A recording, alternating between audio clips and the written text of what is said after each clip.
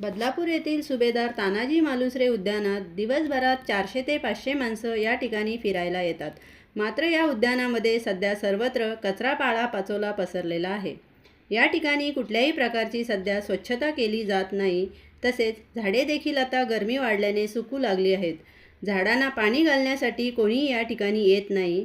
त्यामुळे काही फिरणारे लोक या ठिकाणी झाडाची निगा राखून पाणी घालतात.